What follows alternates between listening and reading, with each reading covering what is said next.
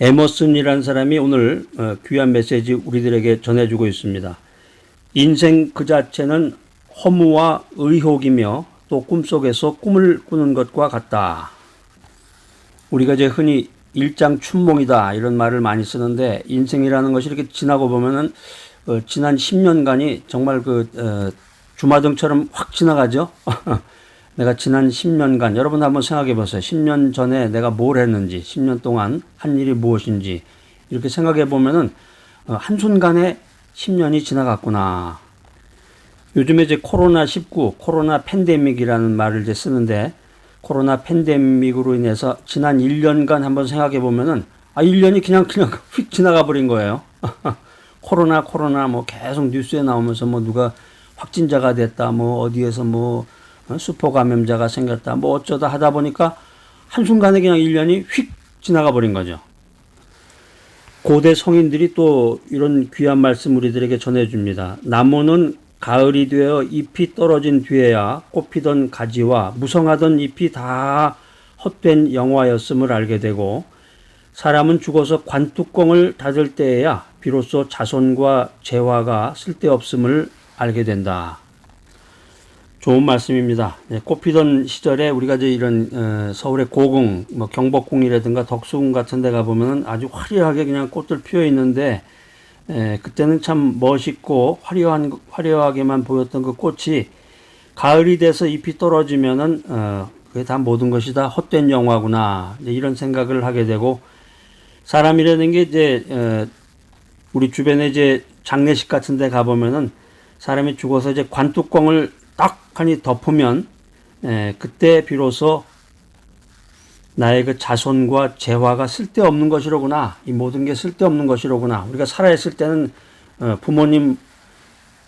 부모님이 제일인 것으로 생각하고, 또 우리 형제자매들 때가 되면 만나서 이렇게 정을 나누기도 하고, 내가 가지고 있는 그 금은 보화, 아파트, 승용차, 또 통장에 돈 들어가 있는 거, 또 주식 투자한 거, 생명보험, 이게 나를 지켜주고 나에게 금덩어리와 같이 이렇게 소중한 것이겠거니, 이렇게 생각이 들지만, 인간이라고 하는 것은 언젠가는 이 세상을 하직해야 되는 것이고, 길어야 80세예요. 정말 몸 관리를 잘하고 세상의 모든 그 복을 받았다고 할지라도 90세 넘기가 힘든데, 여러분 이제 계산해 보세요. 몇 년 남았는지. 사람이 죽어서 관뚜껑을 닫을 때 비로소 자손과 재화가 쓸데없구나, 이것을 깨닫게 된다는 것입니다.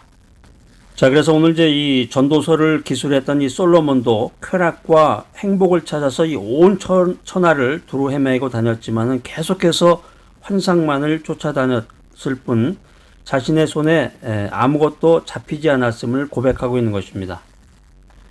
전도서에 등장하는 이 헛되고 헛되니, 이 말씀은 히브리어의 이 최상급의 표현이에요. 최상급의 표현. 그러니까 이제 인생이라는 것이 원래는 헛된 것이 아니었는데, 죄를 범하고 난 후에 인간과 우주가 허무함에 빠졌음을 의미하는 것입니다.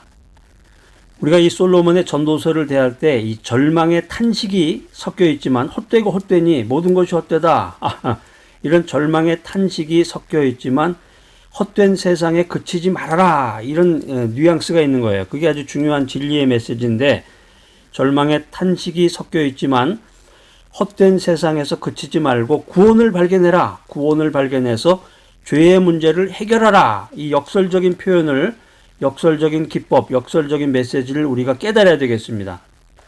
이 전도서라는 게 기독교의 철학서인데, 어떻게 보면 이 전도서 잘못 읽으면은 인생의 오류에 빠지게 되는 것입니다. 장자크 루소가 그 유명한 말을 남겼죠. 무지는 결코 악을 낳지 않는다. 위험한 죄악을 낳는 것은 오직 오류의 관념이다. 오류의 관념. 그러니까 전도서를 읽으면서 절망의 탄식이 섞여 있는 이 전도서 구구절절 이 메시지를 읽으면서 헛된 세상에 멈추지 말고 구원을 발견해야 된다는 거예요. 구원을 발견해라. 예수 그리스도를 발견해야 된다는 거죠. 예수 그리스도를 발견해서 죄의 문제를 해결하라. 이것이 궁극적인 메시지입니다.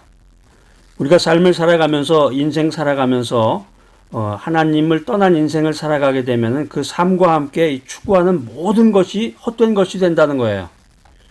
그렇기 때문에 인간이 죄악된 인생의 본질적인 이 허무를 해결하기 위해서는 하나님께로 돌아가라. 구원을 발견하라. 죄의 문제를 해결하라. 할렐루야. 세속주의적인 인생 전체가 죄의 종노릇을 하고 있습니다.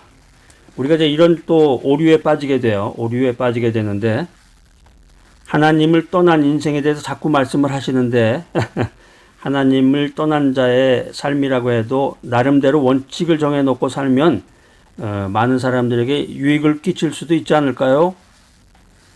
또 이런 질문하시는 분이 계십니다. 네, 맞는 말씀이에요. 그런데 우리가 영적으로 볼 때 하나님을 떠난 사람의 인생은 무의미한 것이다 라는 거예요. 그러니까 하나님을 떠난 인생의 결국은 죄의 종노릇을 하는 것밖에 되지 않는다라고 하는 것이죠. 하나님을 떠난 인생, 하나님을 떠난 사람은 어둠에 속한 사람이다. 하나님을 떠난 사람은 예수 그리스도를 영접하지 않음으로 인해서 이미 심판받은 사람이다. 여러분 요한복음 3장 18절 한번 이렇게 킵을 해놓으셨다가 적어놓으셨다가 여러분 한번 꼭 찾아서 한번 밑줄을 긋고 읽어보시기 바랍니다. 하나님을 떠난 사람, 하나님을 떠난 인생은 예수 그리스도를 영접하지 않음으로 인해서 이미 심판받은 사람이다 라고 하는 거예요. 하나님의 심판대 앞에 섰을 때 육체는 물론이고 영혼도 죽임을 당하게 된다. 이게 이제 성경의 메시지입니다. 그 메시지를 지금 이 전도서를 저술했던 솔로몬이 우리들에게 이렇게 문학적인 표현으로 전해주고 있는 거예요. 우리 인생이 무의미로 막을 내리게 되는 것이다. 하나님을 떠난 인생을 살게 되면은 무의미한 것으로 인생이 막을 내리게 된다. 정신 차려라. 신약성경 베드로전서 1장 24절 말씀입니다.